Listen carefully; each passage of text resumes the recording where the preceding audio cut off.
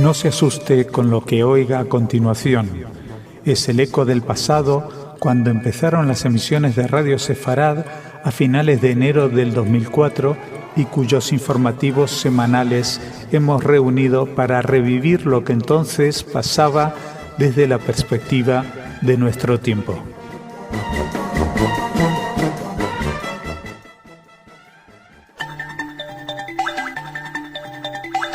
En Radio Sefarad, noticias.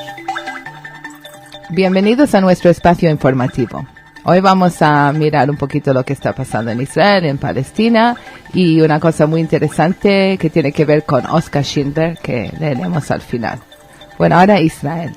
El Tribunal del Distrito de Jerusalén condenó hoy a 2 cadenas perpetuas y 100 años adicionales de prisión a Hamdi Kuran, militante del Frente Popular para la Liberación de Palestina, quien asesinó al ministro de Turismo israelí Rehavam Zeevi, conocido como Gandhi, en el Hotel Hyatt de Jerusalén, en el año 2001.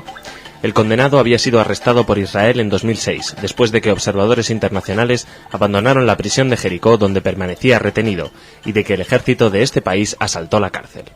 Kuran no expresó su arrepentimiento por su acción y alegó ser juzgado por defender su derecho básico de defender su nación contra la ocupación israelí, agregando que se trata del mismo derecho que tienen los israelíes para matar a los palestinos diariamente. El acusado dijo que esperó a que el entonces ministro de Turismo y perteneciente a la ala dura del nacionalismo judío regresara a su habitación tras desayunar en el hotel. Después de verlo, le llamó por su nombre y cuando éste se volvió, le disparó. Rehavam Zeevi era una persona que al momento de su muerte, al ser ministro de Turismo, era muy querido en Israel, aunque algunas de las cosas que había hecho habían sido un poquito controversiales. Él nació en 1926 y en 1942 se hizo miembro de la Palmaj. Durante la guerra de 1948 fue un héroe y luego mantuvo altos cargos en el ejército hasta 1974, cuando fue nombrado el asesor para combatir el terrorismo del gobierno de Yitzhak Rabin y al año siguiente también asesor sobre asuntos de inteligencia. En 1988, Zeevi estableció el partido Moledet y de allí empezó a hablar de la idea de transferir la población de árabes palestinos desde Israel a los países árabes que los rodeaban. Una idea que fue bastante controversial y bastante discutida. Ahora vamos a pasar a lo que está pasando en Palestina y unos prisioneros. Israel puso ayer en libertad a 429 presos palestinos, en cumplimiento del gesto de buena voluntad que había anunciado en vísperas de las conferencias para la paz en Cercano Oriente, celebradas el martes de la semana pasada en la ciudad estadounidense de Anápolis. La administración israelí de prisiones informó que los presos, muchos de los cuales estaban condenados por haber planeado ataques o haber participado en atentados sin víctimas mortales, fueron llevados en 9 autobuses a puestos de control en las fronteras con Cisjordania, 408 reclusos, y la Franja de Gaza, 21, donde fueron recibidos por sus familiares. La mayoría de los presos que recobraron la libertad son miembros de la organización Al-Fatah, que dirige el presidente palestino Mahmoud Abbas. Por el contrario, ningún preso del movimiento radical islámico Hamas fue puesto en libertad. Antes de celebrarse la conferencia de Anápolis, el presidente palestino había pedido a Israel la puesta en libertad de 2.000 de los aproximadamente 10.000 palestinos recluidos en cárceles israelíes. Por este motivo, Marwan Barghouti, ex líder de Al-Fatah en Cisjordania, condenado a cadena perpetua en Israel, calificó de broma la liberación de 429 presos en diálogo con diputados hebreos. Sin embargo, el gobierno israelí consideró la medida un gesto de buena voluntad para respaldar a Abbas.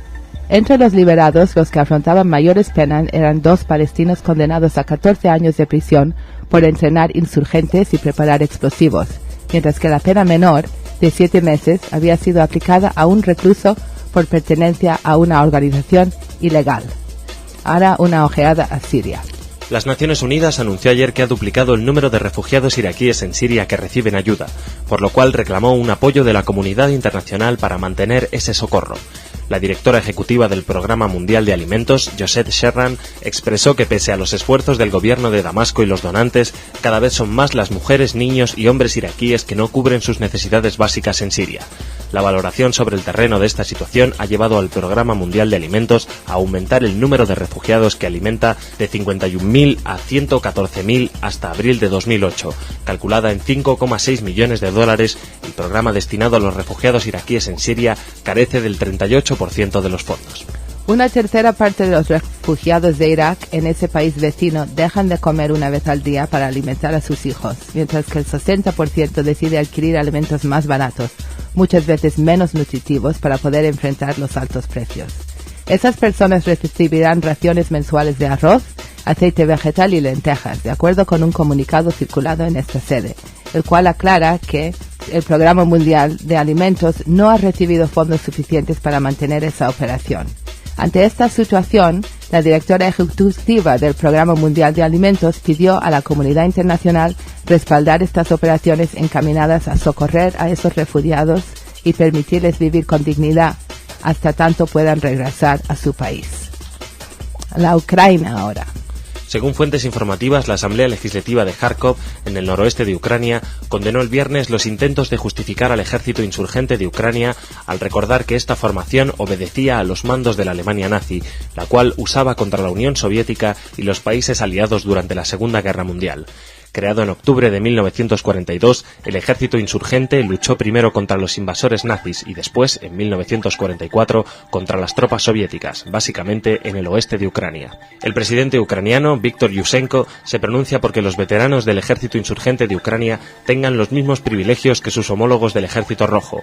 Las autoridades locales del oeste de Ucrania han equiparado ya los derechos de ambas categorías. El ejército insurgente de Ucrania también combatió contra militares polacos en algunas zonas de Polonia pobladas por ucranianos. Ahora, por último, una noticia muy interesante sobre la secretaria de Oskar Schindler. A sus 92 años, la que fuera secretaria y cómplice del empresario alemán Oskar Schindler en el salvamento de 1.200 judíos durante la Segunda Guerra Mundial, llegará a Israel para establecerse definitivamente en el país cerca de su única familia, su hijo Sasha, sus nietos y bisnietos. Antes de abandonar su residencia en Nueva York, Mimi Reinhardt desvelaba esta semana cómo primero se salvó a sí misma gracias al industrial. Trabajaba como traductora en el campo de concentración polaco de Plaszow y simplemente añadió su nombre y el de dos amigos en una de las listas de prisioneros judíos que iban a ser destinados a la factoría de municiones de Schindler, que reclamaba a los reclusos como mano de obra vital para su negocio. Tras la guerra, logró localizar en Tánger a su hijo, superviviente de un campo de concentración, gracias a un agente británico. Ahora volverá con él, cerca también de Schindler, enterrado en un cementerio de Jerusalén. Le hubiera encantado toda esta atención, confiesa. En aquel inventario, Mimi se apuntó como mecanógrafa, aunque jamás aprendió a utilizar la máquina de escribir. Escribía solo con los dedos, explica, rememorando la época que luego pasó tecleando, desde el gueto de Varsovia, listas y más listas que Schindler y su socio israelí Isaac Stern mandaban a las autoridades para pedir que se les facilitaran más judíos.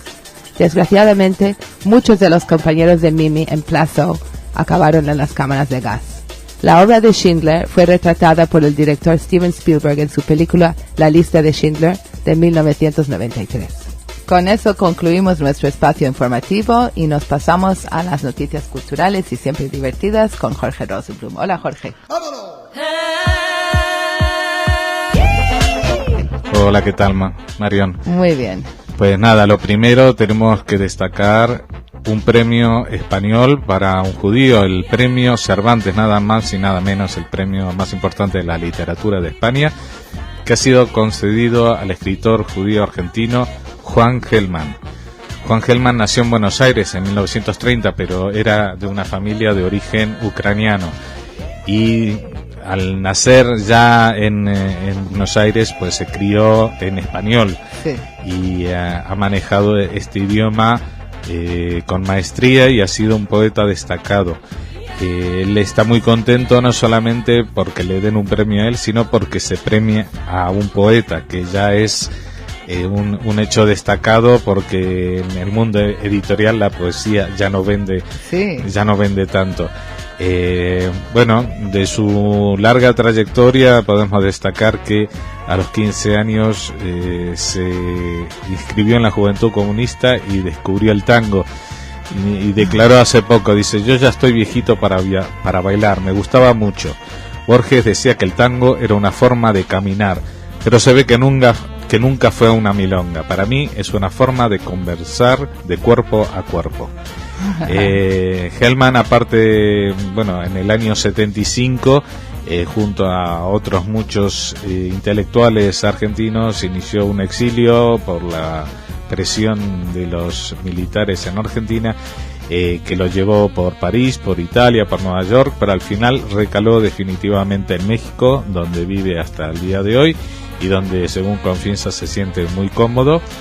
Y otra cosa para destacar en relación a Radio Sefarad o a los sefaradí es que, a pesar de su extracción ashkenazí, pues compuso poemas en judeo español. ¿Ah, sí? Que fueron puestos en poesía, en música, y cantados por Dina Roth en un disco bastante famoso. Pues nada, nuestra enhorabuena para Juan Hellman, que hace pocos meses estuvo aquí en España en el High Festival, entre otros invitados también de este festival, que en un acto oficiado entonces por la Casa Sefarad de Israel. Pues ha sido un buen año para los judíos en plan de premios españoles este año. Y ahora vamos a seguir con Segovia, donde siguen habiendo actividades. El Centro Didáctico de la Judería está centrado en Segovia, en la casa de Abraham Senior, donde fue una casa de un judío, pero que luego habitó allí un personaje llamado Andrés Laguna, que fue médico personal del Carlos I y del Papa Julio III. Bueno, hasta el 30 de diciembre ahí hay una exposición, que son paneles, vídeos y una proyección en 3D sobre la cultura judía, un recorrido a lo largo de la historia, las costumbres. Está bastante bien, yo lo he visto.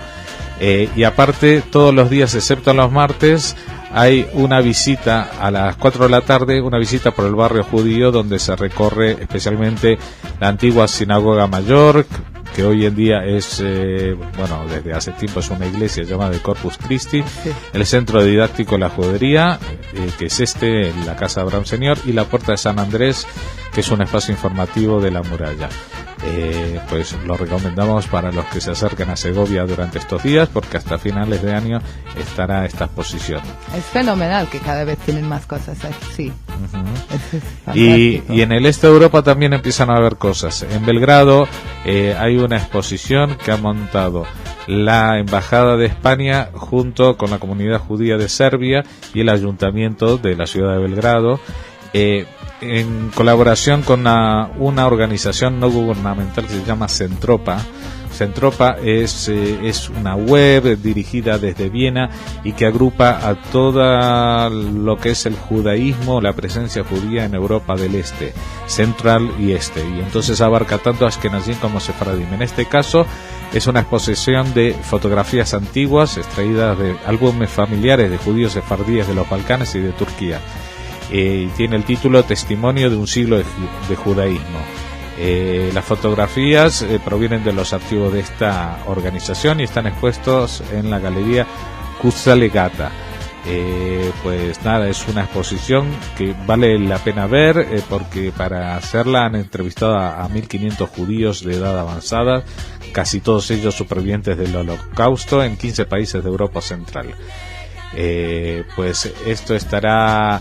esta exposición, una exposición similar, fue presentada hace 2 años en Córdoba, pero ahora es un poco distinto y dentro de poco va a pasar en primavera a Los Ángeles, en Estados Unidos, esta misma exposición. Mira. Y vamos a acabar con Buenos Aires. Esta semana hay una serie de actos. Uno ha tenido lugar el domingo pasado en el cementerio judío de La Tablada. Se ha inaugurado una parte nueva con un monumento realizado por el artista plástico Ernesto Pesce en homenaje a las personas de origen judío que fueron asesinadas por el terrorismo de Estado entre los años 76 y 83 por los militares. Sí. Y este próximo jueves, el 6 de diciembre, a las 6 de la tarde, en la Plaza Seca de la sede de la AMIA en la calle Pasteur, se va a llevar a cabo un acto de recordación de los desaparecidos judíos en Argentina, frente a también no es una estatua, sino un alto relieve realizado por Sara Brodsky. Y el mismo día 6, a las 8 de la noche, esta vez en la calle Presidente Perón al 3600, el foro se reúne por última vez en 2007 el Foro Cultural Primo Levi, un debate en torno a lo que pasa con Anápolis. ¿Cambia el mapa político de Medio Oriente después de Anápolis? Buena pregunta. Es una especie de mesa redonda coordinada por Maximiliano Borges, que es periodista y director de la revista Horizonte, junto con la directora del Foro Primo Levi, que es la licenciada Inés Bulechka, y participarán allí el periodista George Chaya, el licenciado Agustín Romero, que es profesor de Política Exterior y de Relaciones Internacionales de Buenos Aires, y el licenciado Edwin Viera, que es politólogo y asesor del Instituto Hannah Arendt. O sea, esta semana en Buenos Aires también actividades más relacionadas con la memoria y con el homenaje a los muertos durante la dictadura. Pues esas eran las noticias de hoy. Estupendo, pues muchas gracias. Pues nada, hasta mañana. Hasta mañana.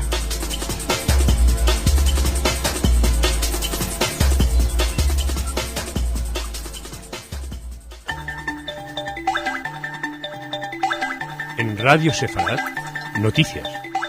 Bienvenido a nuestro espacio informativo. Hoy vamos a hablar, como siempre, de Israel y Palestina.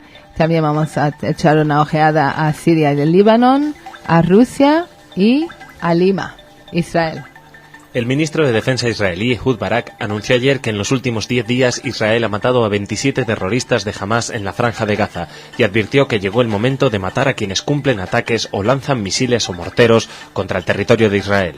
Barak indicó que cada día que pasa nos acercamos a una vasta operación militar en Gaza, aunque aclaró que Israel no evalúa con alegría una hipótesis de este tipo. Barak también confirmó que será necesario y honesto ofrecer adecuadas indemnizaciones a decenas de miles de colonos que viven en Cisjordania, al este de la llamada barrera de seguridad, puesto que es evidente que en el contexto de un acuerdo definitivo con los palestinos, amplias porciones de esa región no estarán más bajo control israelí. En otras noticias, Israel instó ayer a la comunidad internacional a mantener las sanciones para frenar las aspiraciones nucleares de Irán, a pesar de un informe de los Estados Unidos que asegura que la dimensión militar de ese programa está paralizada desde el 2003. Ehud Barak estimó que la paralización del programa probablemente se produjo, pero únicamente por un tiempo limitado. Según expertos y altos mandos de inteligencia israelíes citados por la prensa local, Irán parece haber detenido el enriquecimiento de uranio con fines militares, pero no con fines civiles. Altos mandos militares declararon al diario Yediot Aharonot que las valoraciones de Estados Unidos e Israel no difieren en las pruebas, sino únicamente en las interpretaciones sobre el programa nuclear iraní. En los últimos 2 años, Israel, que cuenta con un arsenal nuclear desde los 60, ha asegurado que no puede tolerar la existencia de otra potencia atómica en la región y que se prepara para el peor de los escenarios, para neutralizar esa amenaza. Aún así, ha advertido reiteradamente que esta vez no le sacaría por sí sola las castañas del fuego a la comunidad internacional, alusión al bombardeo de una central atómica iraquí en 1981. Palestina. Según la agencia informativa France Press, la autoridad palestina, liderada por la facción Al-Fatah, ha desmantelado más de 90 organizaciones benéficas del movimiento de resistencia islámica, más conocido como Hamás, en Cisjordania, y ha congelado sus cuentas bancarias. El portavoz del gobierno palestino, Riyad Malki, calificó los 92 grupos benéficos del imperio financiero de Hamás y dijo que los comités fueron cerrados de forma discreta hace 2 semanas. El gobierno del presidente palestino, Mahmoud Abbas, ha detenido a docenas de activistas de Hamás en Cisjordania y hace 3 meses cerró más de 100 organizaciones benéficas controladas por miembros de la facción rival. Mientras tanto, la secretaria de Estado norteamericana, Condoleezza Rice, indicó este lunes que le había pedido al Congreso de los Estados Unidos que incluya en el presupuesto del 2007 al 2008 otros $400 millones para los palestinos. Estados Unidos hace un esfuerzo sin precedentes para aumentar las oportunidades para los palestinos, declaró Rice. El presupuesto para el año fiscal 2007-2008 incluye $350 millones para el Fondo de Apoyo Económico a los Territorios Palestinos. Ese monto se agrega a otro de 63.5 millones que representa un considerable aumento respecto a los 50 millones desbloqueados a lo largo de todo 2007 para ayuda al desarrollo económico. Siria y Líbano. El alto representante de Política Exterior y Seguridad Común de la Unión Europea, Javier Solana, dijo ayer en Madrid que Israel debe abrir la vía de negociación con Siria y Líbano antes de concluir el proceso iniciado con los palestinos en la conferencia de Anápolis de la pasada semana. En particular, Solana resaltó que cuando intervinieron el primer ministro israelí, Ehud Olmert, y el presidente palestino, Mahmoud Abbas, lo hicieron ante 17 países árabes, entre los que se encontraban Arabia Saudí y Siria. Realmente ver a Abbas y Olmert dirigiéndose a esa audiencia ya ha dado un fruto, agregó. Sin embargo, previno de que aunque en Anápolis se acordó iniciar un proceso en el que se aborden las 4 cuestiones fundamentales y se marcó un escenario temporal para ello en 2008, además de esta nueva dinámica política hace falta una nueva economía para los palestinos y que Israel mejore la situación de vida de los palestinos. En este sentido, Solana mencionó, entre otros, la existencia de las colonias o los controles de carreteras que, indicó, hacen casi imposible exportar al exterior desde los territorios palestinos. Si no cambiamos esta situación, será muy difícil que podamos avanzar, advirtió, subrayando que hace falta una nueva situación sobre el terreno. Por último, Solana consideró que las dos partes dejadas a su suerte no son capaces de avanzar hacia la paz, sino que necesitan un catalizador en forma de presencia en las negociaciones y también fijando metas temporales. Lima. Según fuentes informativas, un grupo multiconfesional celebró ayer en la ciudad de Lima su conmemoración anual conjunta del Kristallnacht, la noche de los cristales rotos, el pogrom nazi que destruyó la propiedad comunitaria y privada judía, la noche del 9 al 10 de noviembre de 1938. Desde hace 10 años, la Iglesia Luterana Alemana, la Iglesia Católica San José, que congrega a los católicos de origen alemán, y la Asociación Judía de Beneficencia y Culto 1870, identificada como la Comunidad Judía de los Alemanes, se reúnen para esta conmemoración.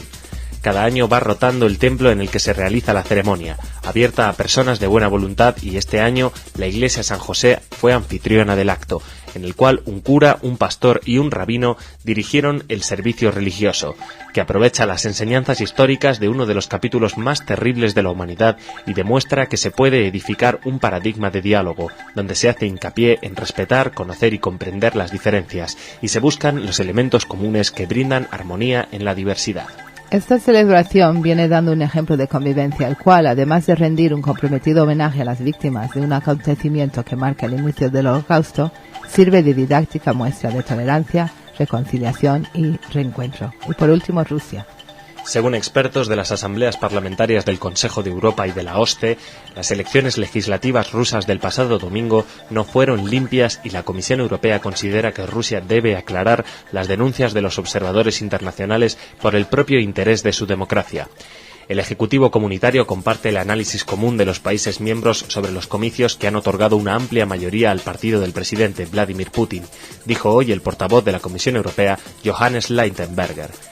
El gobierno británico ha expresado su decepción. Berlín ha dicho que las elecciones no pueden ser consideradas libres ni democráticas.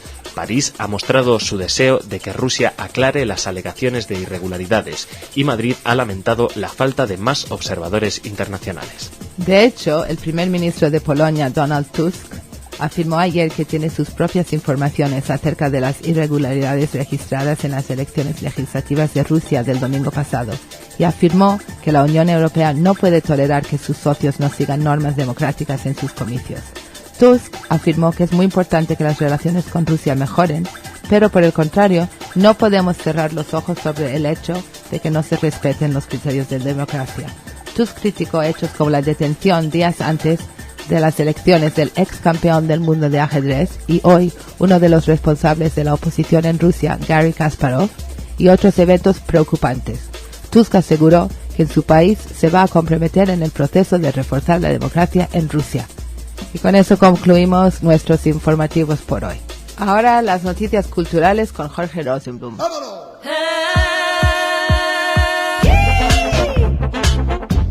Hola, Jorge. Hola, ¿qué tal? Bien. Feliz Hanukkah. Felicidades. Si te parece, vamos a empezar con unas noticias que tienen que ver con Hanukkah porque son de esta época. Estupendo. Y tienen que ver en España, tienen que ver con Melilla, porque en Melilla están organizando varias cosas. Por un lado, hay una asociación que ha nacido hace unos meses, se llama Mem Gimel, y que organiza un recital de música y poesía para celebrar la fiesta de Hanukkah. Van a estar presentes varios artistas locales como Fortunato Vitán, Encarna León, Manoli Sánchez, Paco Gómez o Eladio Algarra en un recital de poesía y canciones. Pues es de entrada gratuita y aparte van a repartir calendarios hebreos de bolsillo para todos los que quieran. Esto está organizado, como digo, por la asociación Mem Gimel, cuyo director es el señor Guanich. Y también han anunciado que el día 19 los visitará el coordinador de cultura de la Casa de Sefarad de Israel. Pero no solamente eso, sino de que estos días se celebra, dentro de poco, el día 12 y 13, se celebran en Melilla también unas jornadas que se llaman Jornadas Interculturales Conozcámonos. A Melilla se la conoce como la ciudad de las cuatro culturas, porque aparte de las que hemos conocido habitualmente de musulmanes, judíos y cristianos, hay una comunidad hindú muy importante. Y entonces en el año 2005 hicieron estas primeras jornadas dedicado a los ritos de boda. En el 2006 a la riqueza gastronómica, y este año a cómo festejan cada uno el año nuevo. Muy bonito. Y entonces el día 12 están las comunidades cristiana e hindú, van a explicar cómo festejan el año nuevo, y en la segunda jornada, el día 13, será el turno de la comunidad musulmana y la judía. Y por supuesto, como no podía faltar, pues también habrá una degustación gastronómica para todos los que estén presentes. Esto va a ser, como digo, en los días 12 y 13 a las 8 de la tarde, y con entrada libre. Conviene recordar de que ya hemos hablado en otras ocasiones de que esto suele coincidir en el tiempo, justamente estos días que se celebra Hanukkah, pues también los cristianos celebran la festividad del Adviento, que son 4 semanas justo antes de Navidad. Así que, bueno, pues están ahí coincidiendo en Melilla, en este programa, en el cual van a haber representantes de las 4 comunidades. De la comunidad judía está anunciado Bitam Ben Zaken. Y pasamos a cine en Israel. Tú sabes que desde hace 9 años, este es creo que el 7º año o 8º año que se celebra el Festival de Cine Judío de Jerusalén. Sí. O sea, no es cine israelí, es cine judío, de temática judía. Entonces esto ya ha empezado el viernes pasado, más bien el sábado a la noche, y se continúa durante una semana. Siempre es para esta época de Hanukkah, y lo están haciendo desde el año 99 en la Cinemateca de Israel en Jerusalén. En este caso se presentan 50 películas y la mayoría están relacionadas con el Holocausto. Hay 2 de ellas que son muy impactantes. Una es una película sobre un nazi, un ex oficial de los Waffen SS de 83 años que vive en Madrid, que se llama Hafner. Y este Paul Hafner dice algo así, entre otras cosas, entre otras lindezas que dice en la película, dice que el pobre Adolfo Hitler fue víctima de una propaganda viciada. Los judíos se enviaron a Auschwitz para su propia protección de los bombardeos aliados. Y en general no se cree ninguna de las historias que ha escuchado sobre el Holocausto y de los que los han llevado a cabo. Pues esto es un documental que se llama Hafner's Paradise, el paraíso de Hafner, un buen título para la vida que estos ex asesinos no, porque uno no deja de ser asesino por haberlo hecho en el pasado, han tenido después de su exilio aquí en España. Y ha sido dirigida por un alemán, Günther Schweiger, y dice que incluso en el documental él se enfrenta a un sobreviviente de Dachau y le dice a la cámara: ustedes no crean que esto nunca ha pasado. Sí, yo de hecho he visto la película y vamos a entrevistar al director pronto aquí en Radio Sefarad. Günther Schweiger. Sí, y es una película fantástica, de verdad vale la pena verla. Pues esto es una de las perlas del Festival de Cine. Y otra película relacionada con el Holocausto que se presenta también en Jerusalén, se llama My Enemy's Enemy, el enemigo de mi enemigo. Esto es un documental también hecho por el director escocés Kevin MacDonald, y es sobre Barbie. Klaus Barbie fue un oficial de la Gestapo, colaboracionista porque era francés, al que en el año 91 lograron dar caza y enviar a prisión. Lo condenaron a cadena perpetua, pero a los 4 años murió. Y lo más terrible que presenta Kevin MacDonald es que Barbie se movió por todo el mundo con total impunidad, porque la inteligencia, los servicios de inteligencia norteamericanos lo utilizaron para combatir al comunismo durante la Guerra Fría. Después de que, cuando Francia empezó a demandar su extradición, Barbie se escapó a Bolivia con la ayuda del Vaticano. Ahí sirvió como consultor del gobierno fascista y ayudó a la CIA en la guerra de guerrillas para detener y finalmente matar al Che Guevara. O sea que tiene toda... Es una historia, y eso es lo que se pregunta Kevin McDonald. Dice, yo no sé si qué es peor, que lo que detesta más, a Barbie o a los servicios de inteligencia americanos que lo utilizaron para esto, ¿no? Y también, bueno, digamos que en la noche esta del sábado pasado, cuando se abrió el festival, se inauguró con una película del año 62 de Nathan Axelrod que se llamaba X of Palestine, Escara o Cruz, pero con las monedas de Israel. De un lado estaba el escudo de Palestina y del otro lado había un árbol, un Etz. Entonces esta era la película. También hubo un premio a toda la vida artística del director de cine Paul Mazursky, y se proyectó una película, se llama Yippie, que es un documental que ha hecho hace poco sobre los hasidistas de Breslev, que van año tras año a la tumba del rabbi de Breslev en Uman, en Ucrania. Y bueno, la última noticia muy corta relacionada también con cine israelí, en este caso con cine hecho en Israel. Nosotros aquí hemos hablado ya varias veces, hemos mencionado esta película que cosecha éxito tras éxito, La visita de la orquesta, o The Band's Visit. Es sobre una orquesta egipcia que se pierde en el desierto del Negev en Israel y lo acogen los israelíes. Bueno, uno de los principales, el principal actor, el protagonista, es un actor israelí que perfectamente habla el árabe y por eso ha protagonizado la película.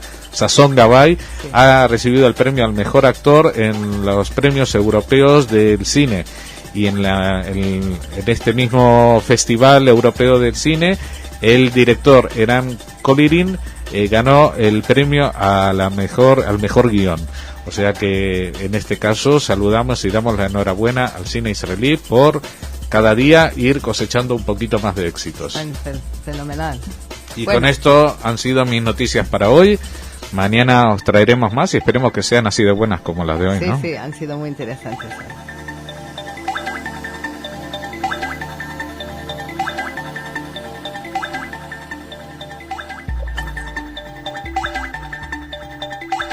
En Radio Sefarad, noticias. Bienvenidos a nuestro espacio informativo. Bueno, vamos a empezar con Israel. Bajo la pregunta ¿quién representa al pueblo judío?, varias organizaciones israelíes de derecha se reunieron la semana pasada en Jerusalén, en lo que fue el preparativo para un nuevo Congreso Judío Mundial, que buscará representar al pueblo judío, ya que, según aducen, el Estado de Israel ha dejado los valores y raíces judías y busca expulsar a los judíos de Judea y Samaria. La reunión en la que participaron varias figuras, entre ellos el rabino de Hebrón Dov Lior, el rabino Volpe de la organización Ha'am ve Haaretz, Moshe Feiglin, que compitió con Netanyahu para las internas del Likud, profesores de varias universidades y otros, busca crear un nuevo ámbito para la creación de una organización que represente a los judíos que no se ven ya representados por el actual gobierno de Israel y sus instituciones. El nuevo Congreso Judío pretende presentar pronto un acta, y según trascendió en un foro ayer, hasta se considera lanzar una nueva bandera en caso de que el gobierno de Israel decida desalojar asentamientos judíos de Judea y Samaria.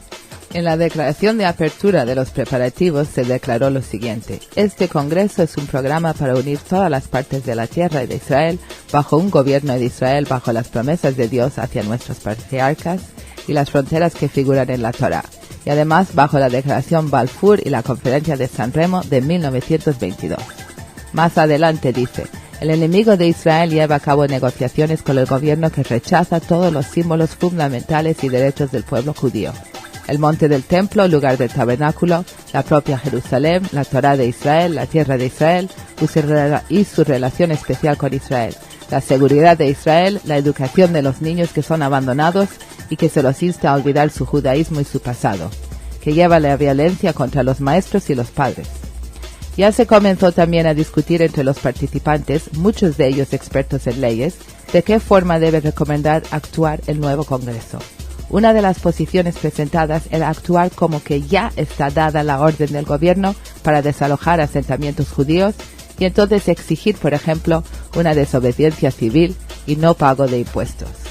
Pues eso sí que va a conllevar un poco de jaleo. Ahora Palestina. El gobierno del presidente palestino Mahmoud Abbas intensificó el martes una campaña respaldada por Occidente al desplegar a cientos de oficiales de seguridad en la ciudad cisjordana de Tulkarm, la segunda ciudad cisjordana que recibe a la nueva fuerza palestina. La estrategia de seguridad, que se produce mientras los palestinos comienzan las conversaciones con Israel sobre la formación de un Estado propio, empezó el mes pasado cuando llegaron cientos de oficiales a Naflusa. El despliegue está diseñado para ayudar a la Autoridad Nacional Palestina a ejercer su poder en la ocupada Cisjordania y para apuntalar a Abbas frente a los islámicos de Hamás, que en junio tomaron la Franja de Gaza y desplazaron a las fuerzas del presidente palestino en violentos enfrentamientos. El gobernador de Cisjordania dijo que se desplegaron al menos 500 oficiales de seguridad en intersecciones claves de la ciudad del norte de Cisjordania, erigiendo puntos de control y buscando armas sin licencia y vehículos robados. Añadió que se confiscarían todas las armas ilegales sin importar quién las tenga en su poder. Israel, que está respaldando el impulso de seguridad, espera que ayude a Mahmoud Abbas y a su gobierno secular apoyado por Fatah a controlar a los militantes, una medida que el Estado judío demanda luego de que ambas partes iniciaron la semana pasada conversaciones de paz formales en Anápolis. El gobierno del primer ministro Salam Fayyad quiere expandir la estrategia de seguridad para incluir en el futuro a más ciudades cisjordanas, pero los palestinos se quejan por las frecuentes redadas del ejército israelí en sus ciudades que minan sus esfuerzos por poner fin a la insurgencia. Ahora pasamos a Marruecos. La blogosfera marroquí, la más activa del Magreb con 30.000 direcciones web, se ha impuesto, al igual que en otros países árabes, como el mejor medio de hablar de temas tabú, salvando la censura. Es una verdadera revolución, ya que cada uno hace libremente comentarios sobre temas tan delicados como la monarquía, el Islam o el Sáhara, explica larbi.org. Este bloguero veterano, autor de 443 pasajes que suscitaron 17.600 comentarios desde octubre de 2004, recibe cada día 3.500 visitantes, que debaten sobre todo de periodismo y de libertad de prensa. Las opiniones están muy divididas y muchos defienden el statu quo, añade. La Blogoma alberga hoy en día 30.000 blogs para 4 millones de internautas, poco frecuente a los millones de blogs que proliferan en algunos países europeos, pero mucho más que en otros países vecinos, 5 veces más que en Argelia, según dzblog.com.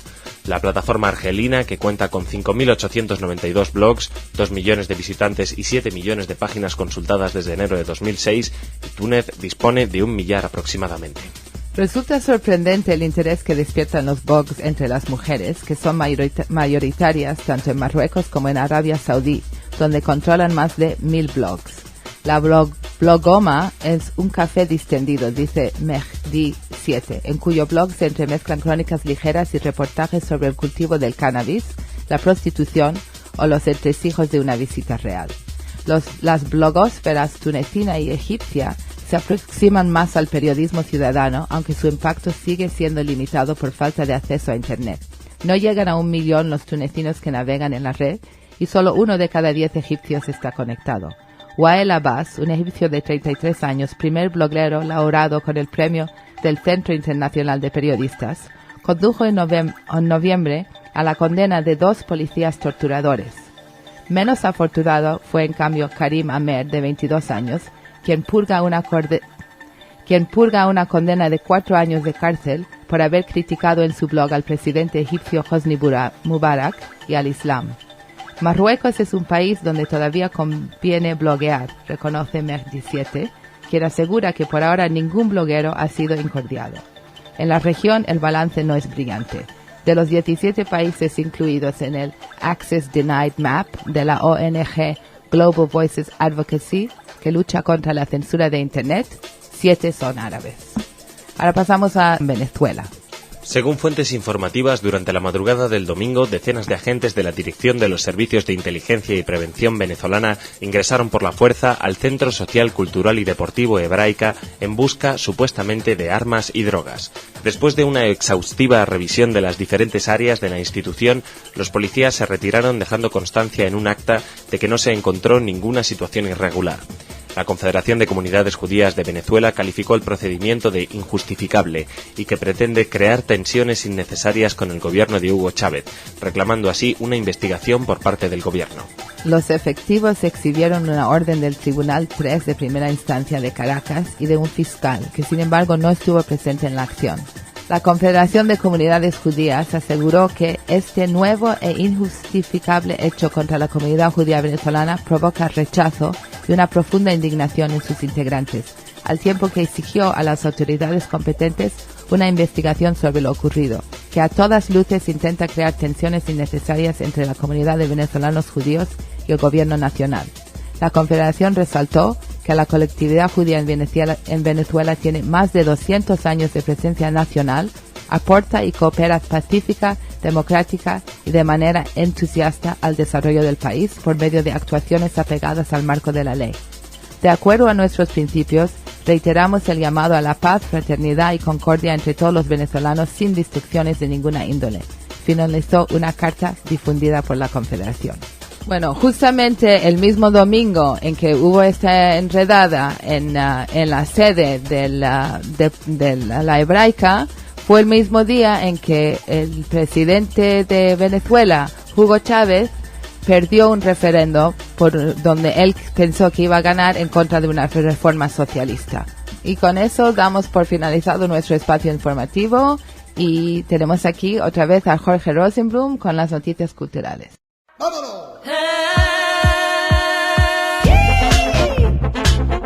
Hola Marion. Hola Jorge. Hoy vamos a hablar de algunas actividades interesantes que hay estos días próximos. Primero, avisar a los que estén en Valencia que hasta el día 8, o sea, estamos un poco ya al cierre, en la Sala Naranja de Valencia, en la calle Juan de Garay 48, hay una exposición de pintura, fotografía y video de Zeb Robinson. Zeb Robinson es un artista británico de origen israel, criado en Canadá, que vive en Valencia, en un pueblo llamado Caudete, y que presenta esta exposición bajo el título de Accesorios para la vida moderna. Nacido en el 58, y estos vídeos, algunos de estos vídeos, por ejemplo, ya se vieron el año pasado en el Centro de Arte Reina Sofía de Madrid. Es un artista interesante que les recomendamos a los que estén en Valencia acercarse hasta el fin de semana, que todavía está esta exposición. Luego hablaremos de algo que sucede el día 9, el domingo. Pues todos saben ya que estamos en Hanukkah, en la fiesta de Hanukkah, sí. Y esta vez Casa Sefarad organiza una celebración popular, una fiesta popular en Barcelona, junto con la Asociación Judía Chabad Lubavitch, que son de la rama hasidista. Pues esto va a tener lugar en el Turó Park de Barcelona. Va a haber allí una Hanukkah enorme de más de 7 metros de altura. Se repartirán las peonzas que se llaman Sebibón, se comerán los buñuelos conocidos como subcaniot y se bailará música klezmer y sefaradí. Esta es la primera vez que Casa Sefarad Israel organiza una fiesta de Hanukkah y lo ha convocado en la ciudad condal, en Barcelona. Les recordamos, el 9 de diciembre en el Turó Park a partir de las 5:30 de la tarde. Oh, muy bien. Bueno, y ya puestos en la semana que viene, al cierre de Hanukkah, el día 11 empieza, del día 11 al 13, la Feria del Libro Judío. Esto es un hecho que, una feria que se viene repitiendo desde hace tiempo. Este es la 9ª edición. Y siempre la entidad que lo organiza es la Asociación Cultural Hebraica, pero hasta ahora lo hacían de forma bastante modesta dentro del espacio de la Asociación Hebraica. Sí. Y esta vez han salido fuera, lo van a presentar en las salas de exposiciones del Distrito Retiro del Ayuntamiento de Madrid. Esto está en la avenida Ciudad de Barcelona 162, al lado del Metro Pacífico. Es un sitio más amplio y con mayor dignidad.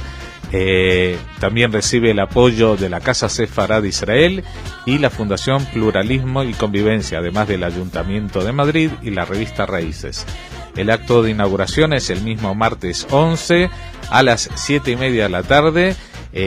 Bueno, como en todo caso asistirán autoridades, etcétera, pero también habrá un concierto de música sefaradí a cargo del grupo Arboleras. Les recuerdo que es el de Shoshana Baishojak y Eliseo, me olvido el apellido, y Chema. Bueno, es un trío de música sefaradí, sí, de raíces, muy auténtica, etcétera. El miércoles a las 7 de la tarde se presentará el libro Un banquete por Sefarad, sobre cocina y costumbres de los judíos españoles, de Jacinto García y Rosa Tobar, editado por Edición Estrella, y van a estar los autores y otros invitados. Sí, hay muchas recetas. Ay. Y habrá degustación de sufganio de buñuelos de Hanukkah. Bueno. El mismo miércoles, una hora más tarde, vigencia de las letras judías en España, una mesa redonda en la que participarán, aparte de Horacio Cohen, que es el director de la revista Raíces, Mercedes Monmani, que es crítica literaria de ABC. Y ya el jueves a las 7, la imagen de Israel en los medios, una mesa redonda con Pilar Raola, que no necesitamos presentarla, claro. José Antonio Lisbona, que es historiador y presidente de la Asociación Española de Empresas Consultoras en Comunicación y Relaciones Públicas, y Luis Solana, presidente del Observatorio Europeo de Seguridad y Defensa. Y una hora más tarde, el jueves 13 a las 8, conceptos erróneos o debatidos en torno al Holocausto, una conferencia del profesor Jaime Bandor, presentado por José María Contreras, presidente de la Fundación Pluralismo y Convivencia. Recordemos que Jaime Bandor es un superviviente húngaro del Holocausto, que fue salvado por este diplomático español, Sabriz, sí. Y que hace poco estuvo también en el homenaje, en la entrega del premio Príncipe de Asturias a Yad Vashem. Sí. Y solamente destacar que durante la feria también se exhibirá una exposición fotográfica que es una colaboración con el Instituto Cultural Rumano y habla sobre los judíos de Maramuresh. Maramuresh es una localidad de la Transilvania rumana, o sea, la zona de Rumanía que hablan en húngaro, y estos son los judíos de los pueblos húngaros de Rumanía. Todo esto, pues en Maramuresh había una actividad judía muy importante los judíos del pueblo de Drácula, ¿no? No, Drácula, en Transilvania sí, pero en Maramuresh vivían otros, vivían los judíos. Y por último, solamente una actividad para también el miércoles 12, en el Centro de Estudios Judeocristianos de nuestros colaboradores de Radio Sefarad. Habrá un par de charlas sobre, en el miércoles 12, Luis Girón Blanc, el profesor Luis Girón Blanc de la Universidad Complutense, hablará sobre Navidad y Epifanía, fiesta sin liturgia propia, y al miércoles siguiente, el 19, Raquel Pellet de la Universidad Hebrea de Jerusalén hablará sobre Rosh Hashanah, entre Dios y el hombre. Son dos citas paralelas sobre este ciclo de las diferentes fiestas judías y cristianas y su liturgia, que son a las 7 de la tarde en la sede del centro, en la calle Hilarión Eslava 50, sexto izquierda de Madrid. No se lo pierdan. No se lo pierdan. Y estas son las noticias para hoy. Pues hay mucho que hacer. Hay mucho para hacer. Vale. Pues muchas gracias, y con esto hoy concluimos las noticias culturales. Hasta la próxima.